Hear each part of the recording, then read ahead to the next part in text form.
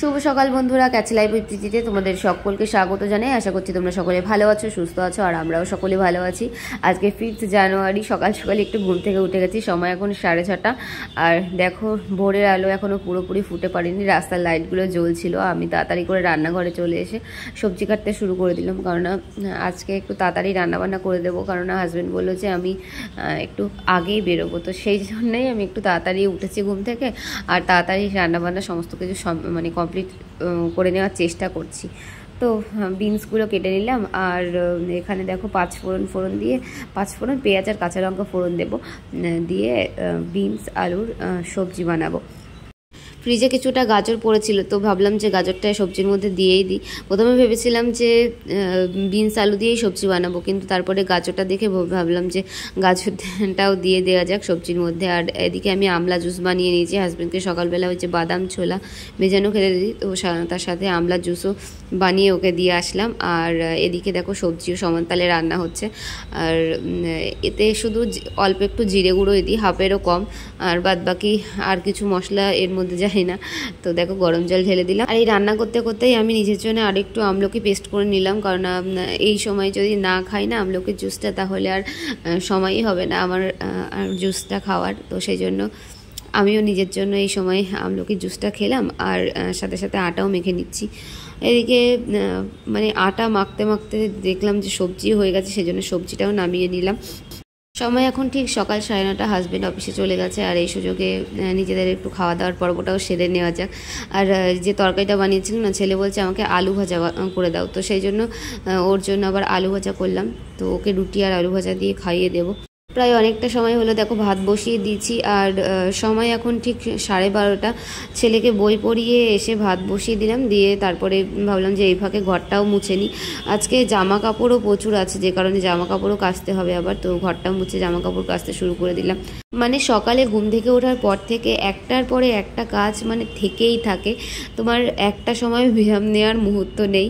তো তারপরে স্নান করে পুজো দিয়ে আসলাম, এবার নিজেদের আবার খাওয়ার পালা। আর এইরকমই একটার পরে একটা রুটিন মাফিক কাজ প্রায় প্রত্যেক দিনই চলে। কিছুটা হেরফের তো অবশ্যই হয়, বাদ বাকি সমস্ত রুটিন মাফিকই চলে। এখন সময় হচ্ছে বিকাল 5:30, আর আমি বসেছি এই মোচা নিয়ে। মানে ওই গতদিন দেখিয়েছিলাম না যে মোচা নিয়ে আসা হয়েছে, তো অনেক দিন প্রায় 2-3 দিন ফ্রিজে পড়েছিল। তারপরে ভাবলাম যে মোচাটা রান্না করে ফেলা যাক। আর একটা একটা করে বাছতে সময় লাগে, তারপরে কাটতেও সময় লাগে। মানে এতে রান্না করতে যায় না সময় লাগে, তার থেকে বেশি বাছতে হয়, কাটতে হয়, এগুলোতে সময় বেশি যায় আর কি। তো আমি ওইদিকে কাজ করছিলাম, আর এদিকে দেখো ছেলে বাদাম নিয়ে এসছে, তো ও বাদাম খাচ্ছে।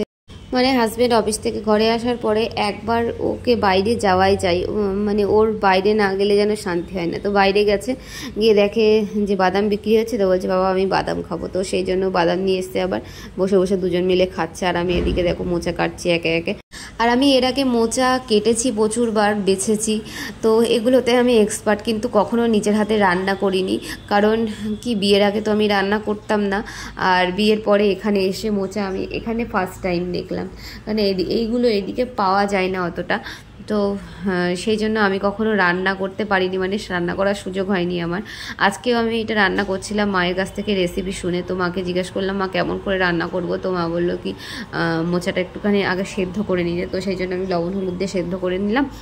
আর তারপরে দেখো কড়াইতে ফোড়ন দিয়েছি, তেজপাতা, শুকনো লঙ্কা আর জিরে। আর এদিকে বলেছিল যে মোচাটা ভালো করে ধুয়ে নিবি, মানে মোচা তেতো লাগে তো। আর এবার কড়াইতে মশলা দিয়েছি আদা আর জিরে বাটা। তো আদা জিরে বাটাটা মানে দিলাম, দিয়ে ভালো করে কষিয়ে নেব। আর এর মধ্যে আলু দেওয়া যায়, কিন্তু আমি আর আলু দিলাম না, আর একটু কষানোর সময় একটু লবণ দিয়ে নিলাম। আর মোচাটা না, মানে যখন ধুচ্ছিলাম তখন মনে হচ্ছিলো যে ওই মোচার মধ্যে আঠা আঠা ভাব। তো তখন আমার মনে হলো যে মোচাটা যদি কিছুক্ষণ মানে কেটে 1 ঘন্টা 1.5 ঘন্টা রেখে দেওয়া যেত, তাহলে হয়তো কষটা বেরিয়ে যেত। আমি তো সঙ্গে সঙ্গে রান্না করছি, তো সেই জন্যই মনে হয় এইরকম। তো যাই হোক, তারপরে দেখো মশলা কষিয়ে মোচাটা এর মধ্যে দিয়ে দিলাম, আর এবার ভালো করে ভাজবো। কিন্তু শেষ পর্যন্ত মায়ের রেসিপি অনুযায়ী রান্নাটা আর হয়নি, কারণ মোচাটা খুব তেতো লাগছিল। সেই জন্য আমি মোচাটা এরকম ভাজা ভাজাই রেখে দিয়েছিলাম ভালো করে তেল দিয়ে। আর এরপরে আমি আর বেশি কিছু শ্যুট করতে পারিনি সেই দিনে। এটা হচ্ছে নেক্সট ডে। আসলে গতকাল মোচাটা রান্না করার পরে ইচ্ছা হয়েছিল একটু দিদির ঘরে যাওয়ার। আসলে এখানে তো সচরাচর তেমন এগুলো পাওয়া যায় না, তো পেয়েছি যখন ভেবেছিলাম যে নিজেরা খাবো, শুধু দিদিকেও খাওয়াবো। তো সেই জন্য গেছিলাম দিদিদের ঘরে। গিয়ে তারপরে আর ভিডিও সেখানে করা হয়নি। আর এটা পরের দিন সকালবেলা রান্না করছিলাম কাবলি ছোলা তরকারি, তো সেখান থেকেই শেয়ার করছি। আর এখন সময় হচ্ছে সকাল 7:30। তো সকাল 7:30 থেকে পরের দিনের ভিডিও স্টার্ট করেছি। আর রান্নাটা বসিয়ে দিয়ে হাজব্যান্ডকে চা দিয়ে আসলাম। আর আমি তরকারিটা আজকে একটু বেশি করেই করেছি, কারণ আমার মানে দুপুরবেলা যাতে আর রান্না করতে না হয়, সকাল দুপুর এতেই যেন হয়ে যায়। তো সেই কারণে আমি মানে রান্নাটা একটু বেশি করেই বানিয়েছি।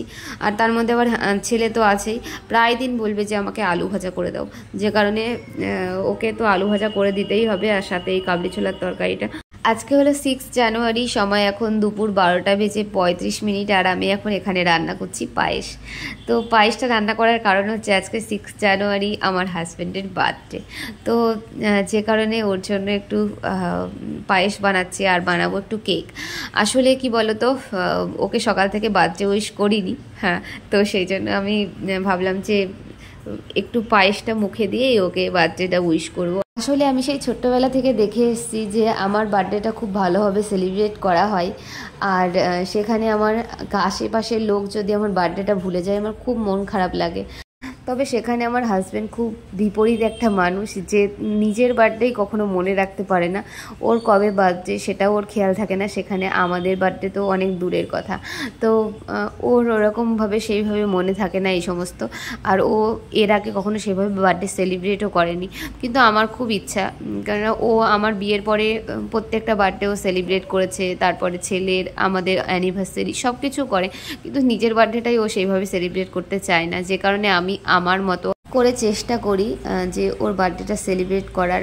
আজকে আমি সুজি আর ময়দা দিয়ে একটা ফ্রুট কেক বানাচ্ছি, যার ব্যাটারটা আমি তৈরি করলাম শুধুমাত্র বেদানার জুস দিয়ে। আর প্রথমে ভেবেছিলাম যে একটা বেদানাই হয়ে যাবে, তারপরে আরও একটা হাফ বেদানা লেগেছিল আমার। আর এর মধ্যে দিয়েছি আপেল আর অ্যালমন্ড আর কাজু, ব্যাস। আর আমার কাছে বেকিং পাউডার, বেকিং সোডা কিছু ছিল না, যে কারণে আমি ইনো ব্যবহার করেছি। আর ইনোটা অ্যাক্টিভেট করার জন্য অল্প একটু দুধ নিয়েছি।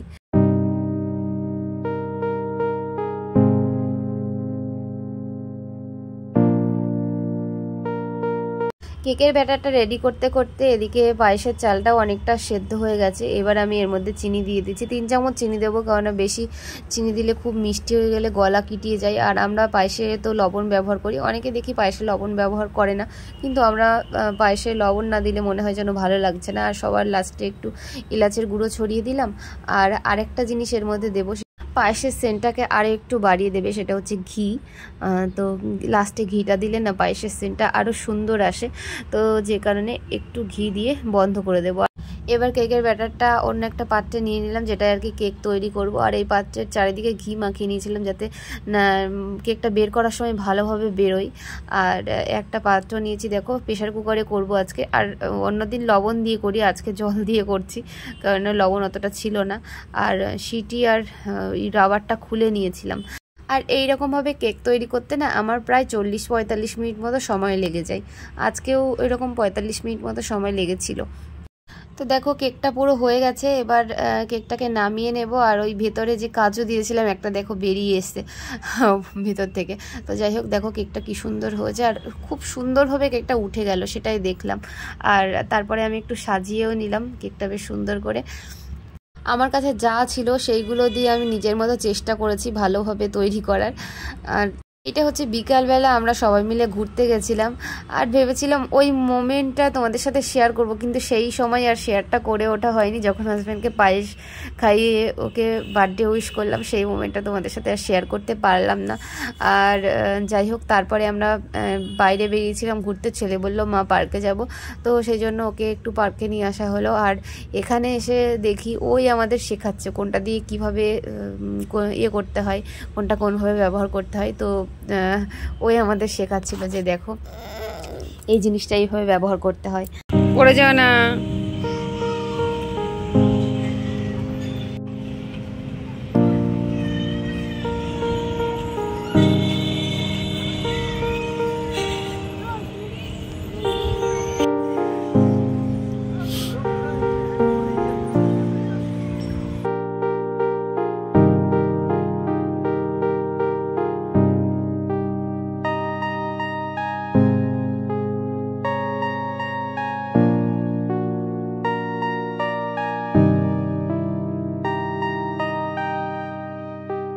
birthday Happy birthday to you, বাবা।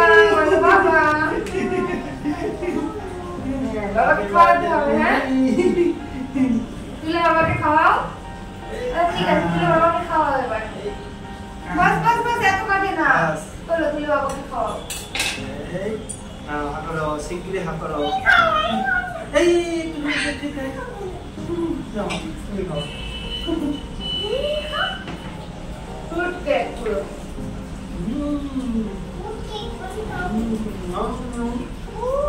যেহেতু আজকে শনিবার নিরামিষ রান্না হয়েছিল, সেহেতু আলু বেগুন পালং শাক দিয়ে কলাইয়ের ডাল বানিয়েছিলাম আর গোল গোল করে আলু ভাজা করেছিলাম, আর সাথে দুধ জাল দিয়ে রেখেছিলাম যাতে হাজব্যান্ডের যদি পছন্দ না হয় তাহলে দুধ দিয়ে খেতে পারবে, কিন্তু ওর রান্নাটাই বেশ ভালো লেগেছিল, সেই জন্য আর দুধটার প্রয়োজন হয়নি। চলো ভিডিওটা এখানেই শেষ করছি, ভালো লাগলে লাইক করে দিও। Tata, bye bye.